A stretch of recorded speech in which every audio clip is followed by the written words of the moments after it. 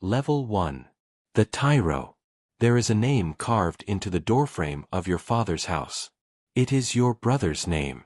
He marched with the 9th, and the 9th did not come back, and no one ever told your mother where the body went. You are 16. The law says you are too young. You lie about your age to the recruiter, and he knows you are lying, and he writes you down anyway, because the legions are short of men and the dead do not refill themselves. He asks you one thing before he marks the tablet. Why? You do not say revenge. You have already learned that much. You say, I can carry weight. He almost smiles.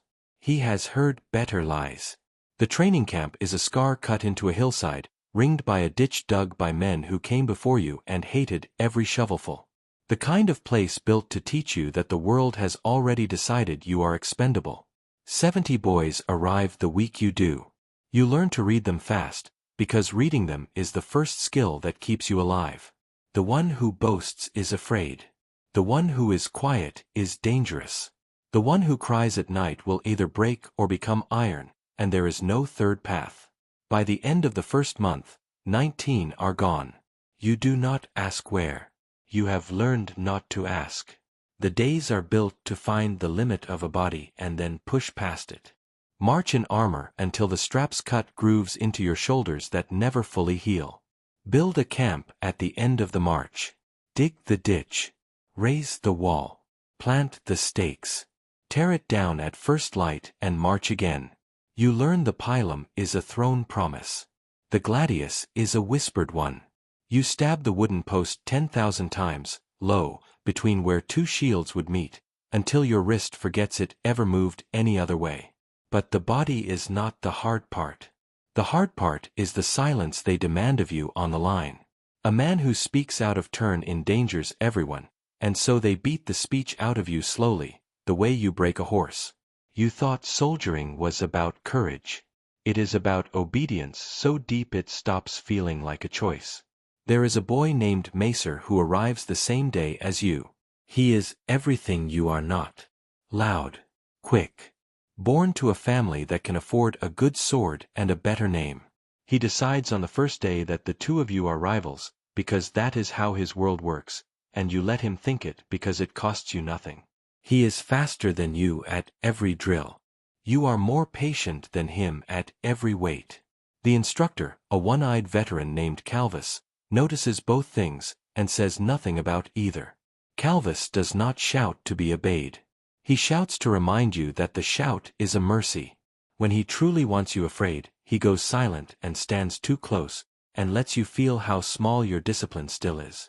A boy named Florus breaks in the 7th week.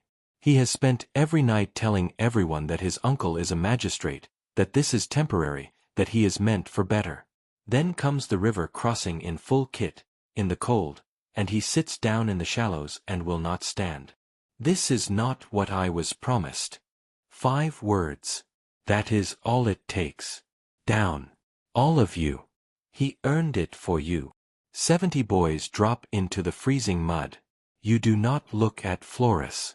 You do not blame him. You simply pay for him. 100 count later, your arms shake. Not from the cold.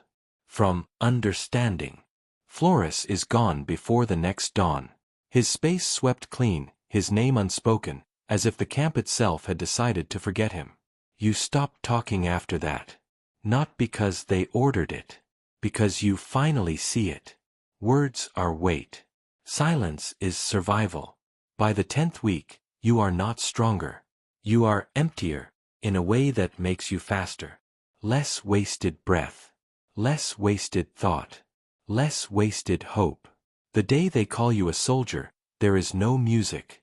41 of you are left. You speak the sacramentum, the oath, the words that hand your life to the standard and to Rome. They are older than your dead brother. Heavier than they should be. Because now they mean something. You do not smile when it is done. Macer, standing 2 rows over, catches your eye and grins like it is a game he has already won. You will remember that grin for 30 years. Level 2. The miles. You are 17, though your tablet says 19, and no one checks. This is where most men stop. Not from failure. From sufficiency.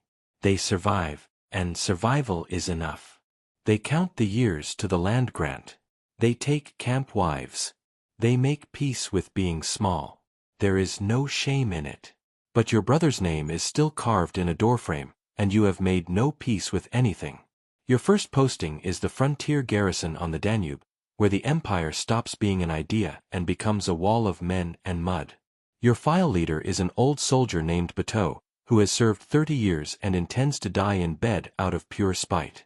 He eats the same cold barley every dawn and refuses to warm it. Warm food, he says, makes a man believe the world is kind. You watch him more than you listen. The way he never sits with his back to open ground. The way he counts the enemy dead twice, because the first count is hope and the second is truth. The way he keeps his sword hand empty when he greets even a friend. Nothing wasted. Macer is posted to the same garrison. Of course he is. He has already been marked for advancement, and he wants you to know it. He is good. You will never pretend otherwise. In a skirmish he is the first over the bank and the last to tire. But he fights for the story he will tell later, and Bateau sees it, and Bateau does not trust a man who fights for an audience. One night the alarm horns sound. A raid on the river crossing. Your blood moves before your feet do. Bateau does not run. You and Macer both do. Why are we walking? You ask him later, when the night is over and 3 of the raiders are dead and 1 of ours is too. Bateau looks at the river for a long time. Because the man who runs to every fight, he says, arrives tired, alone, and out of order. The river takes him. It has taken better men than you. That stays with you. Then comes the order you will carry for the rest of your life. A village across the river has sheltered raiders. The legate wants an example made. You go with your file at night. The longhouse door opens a hand's width. A woman looks out. Behind her, children who have already learned to be silent. She swears there are no warriors here. That they took the grain and left. You know it is true. She knows you know. But the Legion does not move on what is true. It moves on what it was ordered to do. You remember the cold of the morning. The thinness of the smoke. The way Macer was first through the door, and the way he was smiling when he came out. You do not smile. You carry what you carried that night for 30 years, and you never speak of it, not once, not even to yourself in the dark. If you respect that burden, if you understand what it costs to carry a thing no one will ever thank you for and no one must ever know, subscribe to Through the Ranks. End of your 4th year. You are alive, which already makes you rare. Bateau puts your name forward for advancement. He never says why. You do not boast, he says. You do not run. And you do not enjoy it. That last one is the rarest. Hold on to it as long as you can. You do not know how to thank him, so you do not. He would only call it weakness. Level 3. The immunities. You are 20. You are chosen for the testing that separates the soldier from the specialist. Macer is chosen too. You knew he would be. The men who pass are spared the worst labor. They pay for it in other coin. Day 1 is a march through marshland in winter, the standard set at a pace that does not care about your lungs. By evening your feet bleed and you cannot feel the blood. You eat standing in the mud, because sitting feels like surrender. Day 2 is weapons. The pilum thrown until your shoulder tears. The gladius drawn 10,000 times until the motion lives in your wrist and not your mind. You learn that accuracy is not strength. It is discipline wearing strength's armor. Day 3 is the questions, the kind built to find the crack in a man. Why do you want this? Have you killed? If the man beside you falls, what is your first duty? And if he fell because you stepped wrong? You answer honestly. Lying takes strength you cannot spare. Macer, you will hear later, answered every question the way he thought they wanted. Day 4 breaks men. A night assault on a mock fort, everything engineered to go wrong. Torches doused. Horns lying. Men screaming in a dark where you cannot tell the players from the real. You reach the breach. You hesitate. Half a breath. But you feel it. Half a breath is the man behind you opened from shoulder to hip. A standard taken. A name struck from the rolls. The prefect sits across from you afterward. Why? You do not lie. I could not see whether the man behind me was set. He marks the wax. No expression. That is worse than anger. Day 5. Silence. Of 40, 9 are named. You hear your name. You hear Macer's. You do not react. Because now you understand. The testing was never the trial. It was the sieve. The trial begins when the enemy is real, and the enemy has been real for a long time now. Level 4. The line. Untried. You are 21. This is where the dream of soldiering dies and the truth stands up in its place. No charge. No speech at the gate. Just the line. Lock the shield. Brace the foot. Hold. Step. Hold. You stand in it 1,000 times in the field before you stand in it once against men who want you dead. You learn how your footing decides the fate of the man behind you. How one man stepping back opens a gap that swallows 10. Your contubernium is 8 men. Your tent. Your brothers. You are the weakest of them, and everyone knows it, and no one says it. Your centurion is a man named Drusus, 26 years on the line, risen from the dirt the way the best of them do. He does not raise his voice on the field. He carries a stillness other men chase their whole lives and never catch. Slow is steady, he tells you once. Steady is what lives. Then comes the war you will spend your life inside.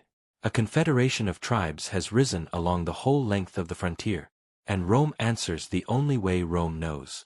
Your first true battle is on broken ground by a swollen river. You stand in the 3rd rank. Shield up. Breath shallow. The horns sound and the front crashes forward into a noise like the world ending. An hour. Then 2. A spear finds the gap above your shield and opens the cheek of the man beside you. He falls. You step into his place. You hold. Macer is in the front rank, where he asked to be, and he fights like a story being told. Loud. Brilliant. Scene. When the warband breaks, it is Macer's name the tribune remembers, because Macer made sure of it. It is your shield that held the 3rd rank when it nearly buckled, and no one will ever know. Drusus knows. He finds you in the dark afterward. He does not praise you. He says, the men who are seen and the men who hold are rarely the same men. Decide young which one you mean to be. By the 18th month you are no longer the untried man. No announcement. No praise. Drusus only nods. That is enough. Level 5. The veteran. You are 24. Now it is real, and it does not stop being real. The war drags into its 3rd year. Then its 4th. You learn the things no recruiter mentions. That a shield wall in the rain is a different beast than one in the sun. That a man dies of his bowels in a siege camp faster than from any blade. That the most dangerous moment is not the charge but the rout, when the enemy runs and discipline begs you to chase. Field medicine becomes instinct. The tourniquet of torn cloth. The pact wound. The cautery iron pulled red from the fire. You practice on the dead. Then on each other. Then, one night, on yourself by torchlight, with gut and a needle and a strap clamped in your teeth. You stop thinking. You act. Then the day comes that splits your life in 2. A siege of a hill fort. Dawn. You are over the rampart before the order finishes leaving the centurion's mouth. You take the inner court. 100 heartbeats. Clear. And there, in the smoke, you find Macer standing over a child. Not a warrior. A child. His sword is raised. His face is the face from the longhouse door, years ago, the smile already forming. You do not decide. Your arm decides for you. You catch his wrist. For one breath the two of you stand frozen, the child between you, and something passes between you that neither of you will ever name. He lowers the sword. The child runs. Macer looks at you with an expression you have never seen on him before, and never will again. Not gratitude. Not anger. Fear. That you saw him. That someone finally saw him. Neither of you ever speaks of it. But from that day, the rivalry is over, replaced by something colder and quieter, a debt that can never be paid and never be forgiven. That night you do not sleep. Your mind keeps walking back into the smoke, finding the version where your arm decides differently. You stop walking it back, eventually. But it never fully stops. If you understand that the hardest battles a soldier fights are the ones inside his own reaching arm, subscribe. Level 6. The Explorator. You are 27. You are chosen for the Scouts. The men who go ahead of the Legion, alone or in pairs, into country no Roman has mapped, where being seen is dying. The first lesson is the hardest. Do nothing. Lie still in the grass while the enemy passes close enough to touch. An adder crosses your wrist in the cold dawn and you do not move. Stillness becomes discipline. Discipline becomes who you are. Your partner is a Thracian the others call Sura. 15 years in the Auxilia before he was trusted this far. He speaks in half-words and you learn to finish them. Smoke. West. You count the fires. Horses. Many. You mark the ground. He does not ask about your home. You do not ask about his. A month in, you realize you do not know whether Sura is even his name. You never learn it. You learn what a scout learns. That you are the eyes of the Legion, and a wrong count is a cohort dead in a trap, and a late warning is a fort burned to the ground. Then, deep in enemy country, on a hill above a war camp, you see something that stops your breath. A Roman standard. Not displayed. Captured. Hung upside down outside the chief's tent like a hunting trophy. You crawl close enough to read the marks burned into the pole. It is the 9th. Your brother's Legion. The one that never came back. The one no one could ever explain. For the length of one held breath, you are 16 again, standing in front of a doorframe with a carved name. You could do nothing. A standard is a thing of metal and wood. The numbers in your head are worth more than any trophy. You crawl back through the dark and you carry the count, and the location, and the truth, all the way to the legate. The Legion marches. The war camp burns. The standard of the 9th comes home. No one knows why you wept when they raised it. A good crossing, Sura says, and asks nothing. Now you fully understand. A good day is not the one where you strike. It is the one where you finally learn what happened to the men no one would explain. Level 7. The Optio. You are 31. 8 men. Then the whole century behind the centurion, his second, his voice when his throat is cut. Now it is not only your life in your hands. It is theirs. And how you shape them. There is a young soldier named Pollio. Fast. Strong. Too eager. He pushes forward before the man beside him is braced. He is everything you were, before the longhouse, before the smoke, before Macer's raised sword. Speed wins a duel, you tell him. The line wins a war. And the line is the only thing that brings your friends home. He nods like he understands. He does not. You make him stand in formation 2 hours, no step, no word. He understands after that. Slowly. A siege. A hill fort with 3 gates and a wall that turned back 2 legions before yours. The tribune gives you the night to plan the assault on the eastern gate. You take all of it. You map the slope, the reach of the wall, where the torchlight falls and where it leaves shadow. The exact distance from the ditch to the gate, and the time a man needs to cross it under arrows. The assault takes a few hundred heartbeats. The gate falls.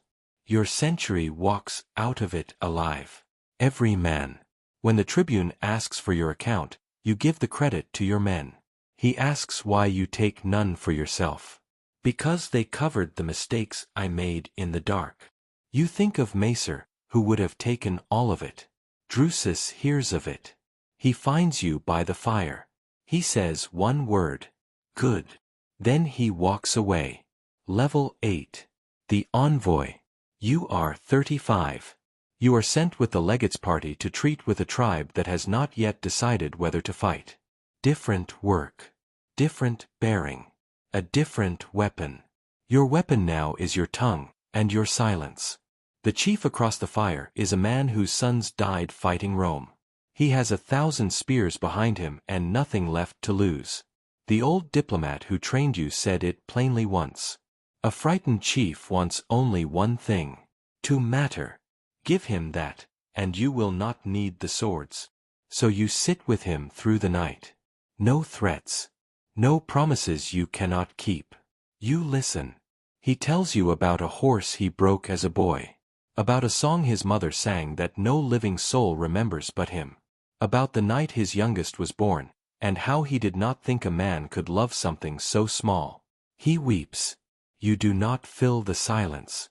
And then he says a name you know. He names the Roman who burned his village 2 winters past. He describes the man. The smile. The way he was first through every door. He is describing Macer. You say nothing. Your face does not move.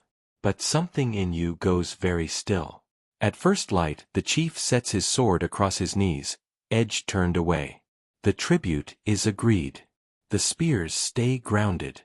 He looks back at you once as his men lead him home. Some victories are won with no blood at all. Those are the ones that cost the most. You ride back to camp and you do not speak the whole way, because you are deciding what to do with a truth you were never meant to carry. Level 9. The Centurion. You are 40. 80 men under your vine staff. Every decision yours, and every death. The promotion did not feel like an honor. It felt like a weight handed over, the same load on fewer shoulders. And Macer is a centurion now too. Of course he is. The senior of the two of you, by the tribune's favor. A raid he ordered goes wrong. A village burned that should not have been. Lawful, by the letter of his orders. Monstrous, by everything else. The word reaches Rome, and the word does not carry the orders, only the burning. And the burning has a witness this time. A survivor who reached the legate's tent. They convene a tribunal. And they call you. Because you were there at the second longhouse, years ago. Because you have served beside Macer for 24 years. Because your word would damn him, or save him. You stand before the tribunal. You think of the debt from the smoke, the wrist you caught, the child who ran. A debt that can never be paid. You think of the chief by the fire, and the name he spoke. You think of your brother's standard, hung upside down, and every truth no one would ever explain. The legate asks you what you saw. You do not dodge. You do not shade it. You do not call it an incident, or a regrettable necessity, or the cost of war. You tell the truth. All of it.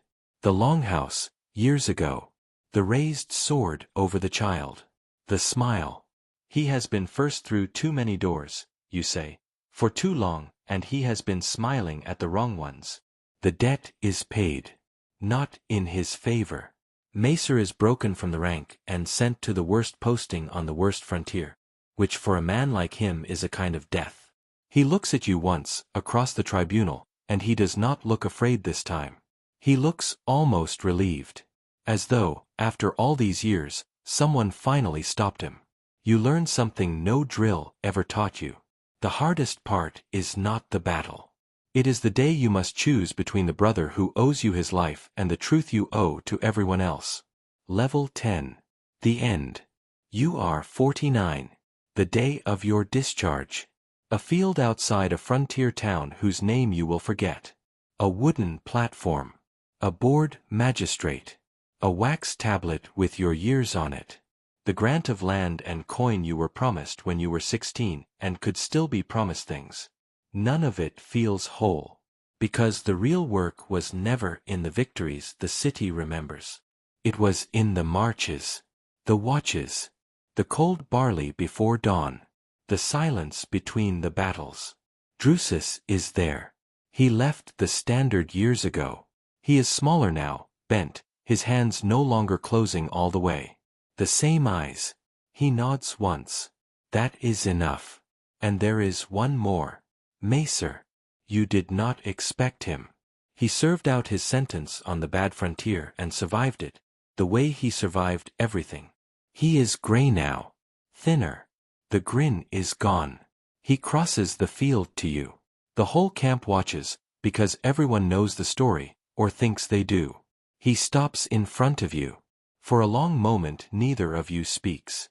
Then he says, quietly, the only thing that has ever passed honestly between you in 33 years.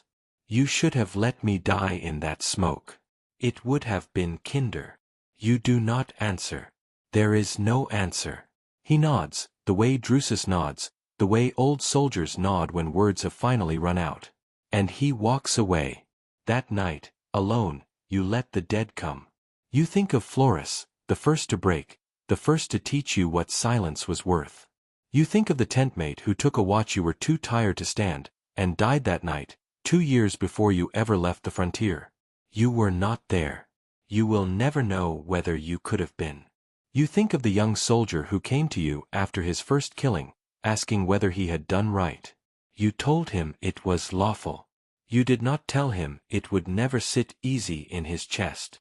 That was a mercy you did not have to give. You think of Bateau, the man who runs to every fight the river takes. You think of the woman at the longhouse by the river. You never learned her name. You wonder still whether her children lived. You think of your brother, whose name is carved into a doorframe, whose standard you brought home, whose face you can no longer quite remember. 33 years learning. When to strike. When to wait. When to speak the truth that costs everything. When silence holds more ground than the sword. No one told you it would end this quietly. But now you understand. The quiet was always the price. The quiet was always the point. If you respect the men who carry that weight in silence, who stand in the wall so others never have to, who give their whole lives to defend a nation in wars too complex for any of us to ever fully understand, subscribe to Through the Ranks.